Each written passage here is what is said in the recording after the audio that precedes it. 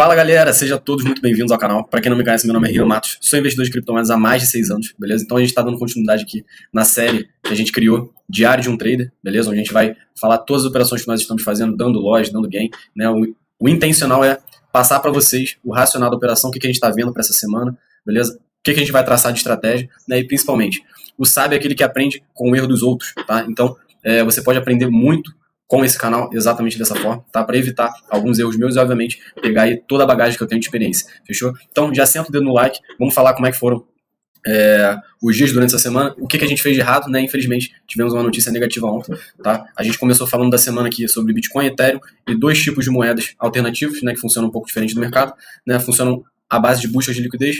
Uma delas foi a River e a outra foi a Pipin, né? Que a gente tinha visto como oportunidade da semana. Então, vamos direto pro erro, tá? Começamos essa conta aqui com $170. Ontem ela estava em 450, 460 mais ou menos, e a gente teve um loss de $70. Vou explicar exatamente o que foi feito aqui, tá? Para vocês aprenderem com os erros, tá? E até uma coisa que eu não recomendo fazer, que eu acabei fazendo, ok? Primeiro de tudo, nós tínhamos feito uma análise aqui da Pipin, ok?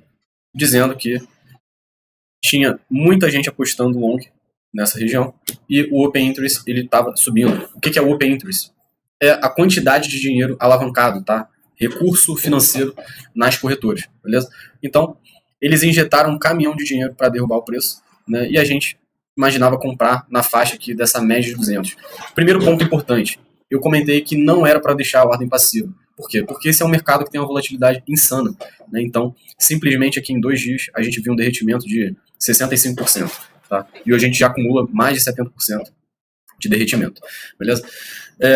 Quando eu visualizei isso aqui, óbvio que, cara, a emoção fica à flor da pele, quero pegar essa movimentação, porque um pullback de uma movimentação dessa seria insano, né, alavancado, né? Então vamos supor que eu entrasse com $50 aqui, alavancado 10 vezes, né, isso aqui seria um ganho de $500, beleza? Então eu fiquei muito à flor da pele para pegar essa operação, tá? Só que infelizmente, o que acontece? A gente tenta acertar o fundo, né? E quando a gente tenta acertar o fundo, na maior parte das vezes a gente toma ferro, né? Foi exatamente isso que aconteceu. Então, eu tinha projetado aqui a ideia de uma lateralidade, ok, dentro dessa estrutura de caixote, e assim como ele já tinha feito fundo nessa região aqui algumas vezes, eu acreditava que de fato a gente poderia estar formando um fundo nesse 0,16 e que valeria tomar uma posição com risco pequeno. Por que isso aqui era fundo? Porque no passado isso já foi um topo anterior, ok? Infelizmente ele não segurou, tá? Mas a ideia da operação era exatamente pegar pelo menos um pullback, né, de uma forte queda, onde ele voltasse para retestar essa região de 0,3, o que acabou não acontecendo. Então, voltando aqui um pouco no tempo, quando a gente formou essa primeira barrinha aqui, eu entrei exatamente em 0,17, né, com o alvo aqui em cima em 0,3, e eu botei automaticamente um stop nessa operação em 0,15 e 300, né? Ou seja, 10% aqui de risco, uma tentativa de surfar de fato esses 100%, beleza? Infelizmente o resultado não foi o que a gente esperava, fomos estopados, paciência. Só que, mais importante do que isso, como que a gente pode aprender com os nossos erros, tá, pessoal? Lembrando que isso é um estilo de operação novo que eu estou fazendo, tá? Eu estou sendo influenciado pelo Wesley Galeano, é um cara que sabe muito operar isso aqui, ele faz em média aí $2.000, $3.000 por mês, tá? De lucro nessas operações, o objetivo é de fato chegar nesses patamares, beleza? Então eu tenho pegado muitos insights com ele, ok? Mas meu negócio de inteligência maior é no mercado menos alavancado, digamos assim, beleza? Então, seguinte, a partir do momento que a gente olha essa Pipin, por que eu não poderia ter tentado entrar naquela operação? Conseguem perceber que o LSR, que é o Long Short Ratio, ele foi lá para as alturas, chegando a quase 2 longs por short? Por que essa movimentação acontece, tá, pessoal? Essa movimentação acontece porque a galera que estava apostando na baixa, tá, do ativo, em todos esses cenários aqui de trás, eles começam a encerrar as operações. Então, não é porque o LSR está subindo que existem mais longadores nessa operação. Pelo contrário, a galera começa a realizar lucro, né, e começam a ter cada vez menos pessoas apostando no short, né? E aí a gente vê esse long short ratio subindo absurdamente, tá? Em contrapartida, a gente vê que o Open Interest não para de subir. Ou seja, enquanto esse segundo gráfico aqui de baixo não começar a ficar negativo, não vale a pena tentar capturar fundo dessa operação, porque você muito provavelmente vai ser estopado, igual eu tentei pegar um fundo perfeito ali e fui estopado. O prejuízo não foi muito grande, tá? Mas ninguém gosta de ser estopado, beleza? Então qual que seria o cenário ideal? O cenário ideal, ele é muito parecido com o que aconteceu com a River em alguns outros dias, tá? Atrás. Ele vai chegar num momento em que o preço vai chegar num equilíbrio e a gente vai entrar em processo de lateralização, beleza? A partir do momento que esse processo de lateralização acontecer, e ele pode voltar para 0,4, 0,6, 0,7, muito provavelmente, tá? Por exemplo, voltou para esse range aqui de preço, ele vai ficar lateral mais uns 20, 30 dias. Então a gente vai esquecer a Pipim por esses dias, mas a gente não pode esquecer da quantidade de alavancagem que existe no mercado de futuros desse ativo. Por quê? Porque esse é um ativo que tem valor de mercado de 190 milhões de dólares, se eu não me engano, tá? 150, e a gente tem um Open Interest aqui de 720 milhões, ou seja, quase 3, 4 vezes o valor de mercado desse ativo. Então, existe muito interesse institucional de derrubar ou pumpar esse preço. Então, a gente vai ficar de olho nesse ativo, beleza? Mas eu vou mostrar exatamente qual vai ser o momento exato que nós vamos voltar para tentar fazer lucro com essa moeda aqui. Em período de comparação, eu vou trazer exatamente a River, tá? A River teve exatamente essa movimentação. Percebam o seguinte, quando o preço começou a cair em cascata, que é a mesma coisa que está acontecendo agora com a Pipim, a gente viu o LSR aumentando e dando um pico absurdo aqui, né? Chegou a 2,5 de LSR, ok? Até o momento que ele chega de fato num platô, ok? Um platô lateral, beleza? A partir dessa lateralidade, aí sim, os negociadores voltam, de fato, a apostar na alta, na queda do ativo, e a gente começa a ver esse LSR voltando a cair e o Open Interest voltando a subir.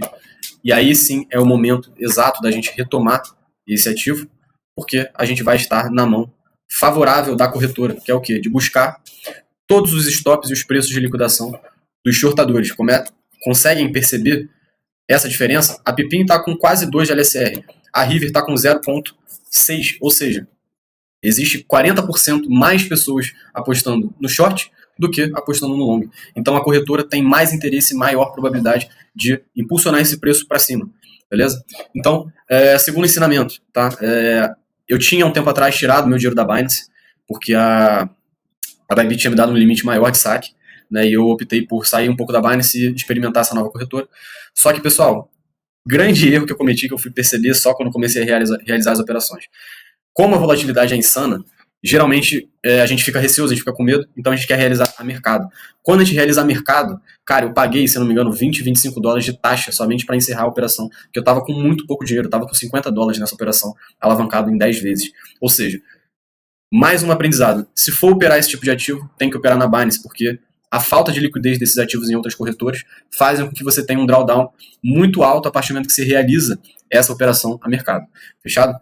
Então, visualizamos aqui o cenário das shitcoins e agora a gente vai para uma nova estratégia, né, que vai ser a estratégia mais das moedas que nós conhecemos, mais conservadoras, porque eu quero recuperar esse prejuízo, beleza? Que eu tive na Pipim.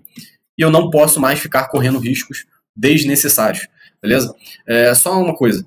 A River, nós tínhamos comentado que ela muito provavelmente viria fazer uma correção, ela fez, mas ela segurou e vem segurando nesse topo anterior aqui. Na minha visão, não é o melhor momento para entrar, porque eu estou visualizando aqui uma espécie de canal de alta.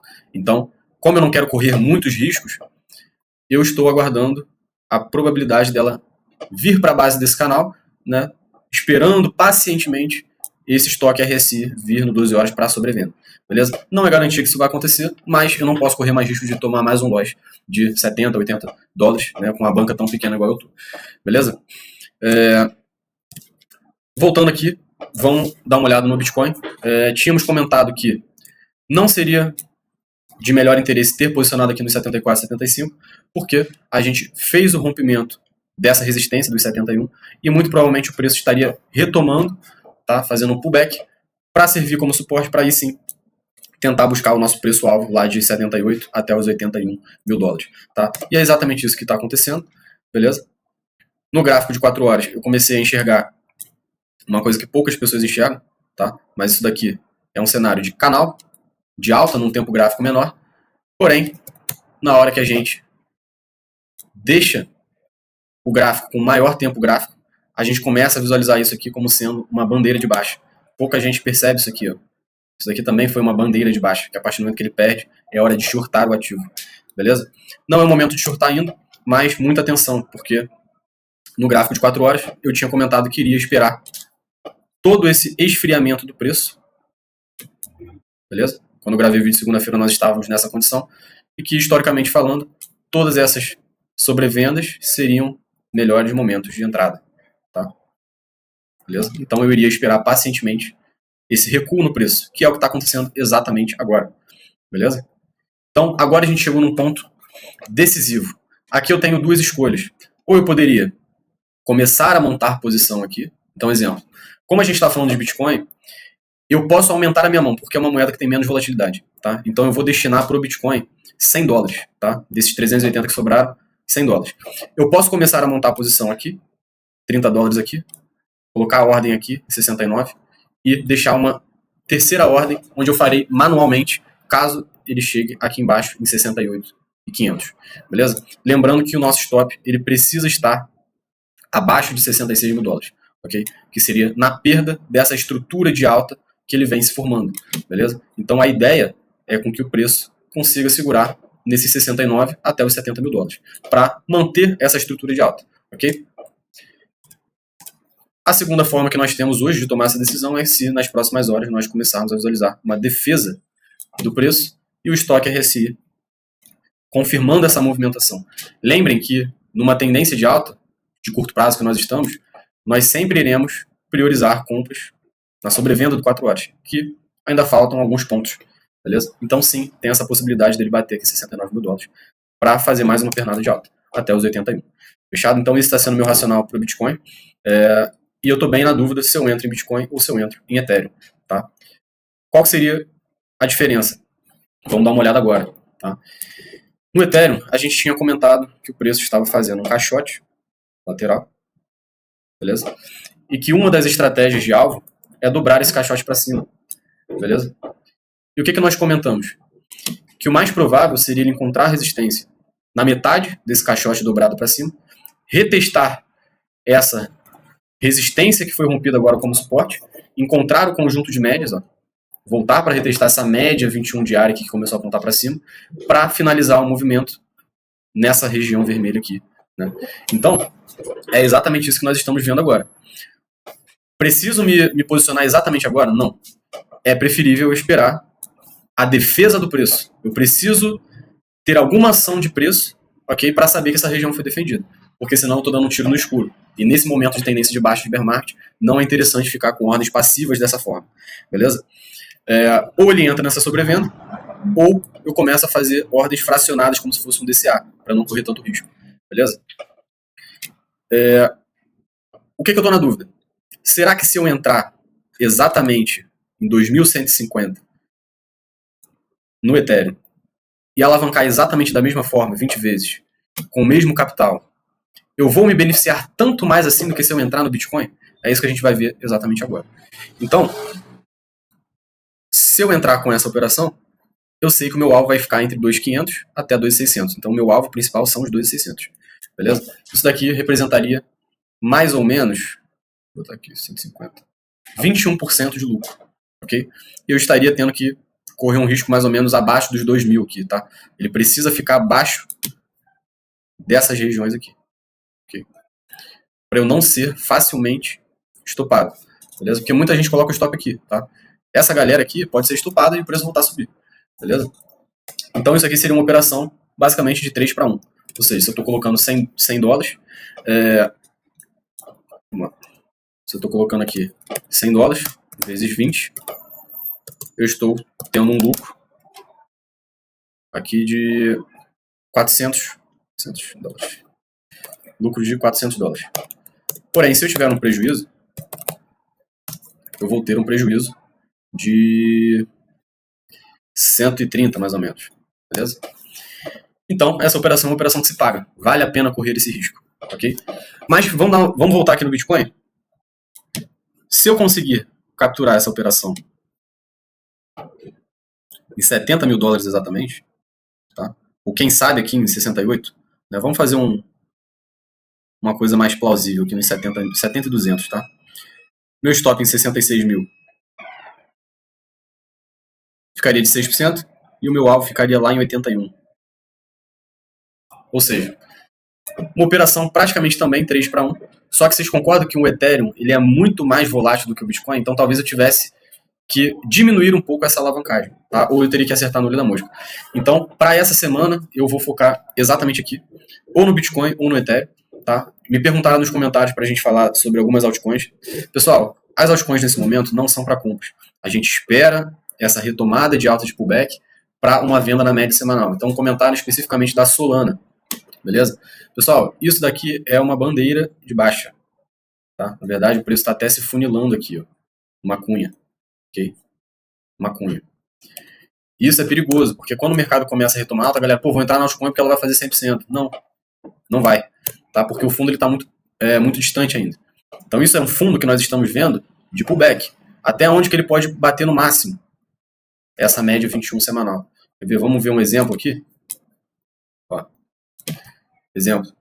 Bear market passado, ele faz uma movimentação de pullback. Sobe 80%, mas aí você tem que acertar na mosca, você fica com um risco muito alto. A média não deixa ele passar, tá? Não deixa ele passar. Até o momento que lá na frente ele rompe essa média, aí sim a gente volta a pensar nas altcoins, tá? Por enquanto, eu, Rian, vou focar Bitcoin, Ethereum e as shitcoins que não dependem muito do mercado, tá? Se a River, por algum acaso, vier para essa região aqui de $15, aí sim, entre 15 e 14 dólares, aí sim vale a pena entrar, tá? Que eu vou aguardar essa movimentação. Porém, isso aqui já deve demorar mais ou menos uns 2-3 dias ainda para acontecer.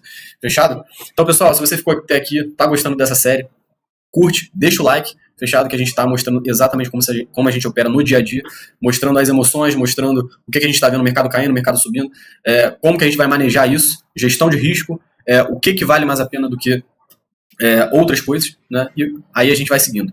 Fechado? Então, vou ficando por aqui. Forte abraço e boas operações para vocês.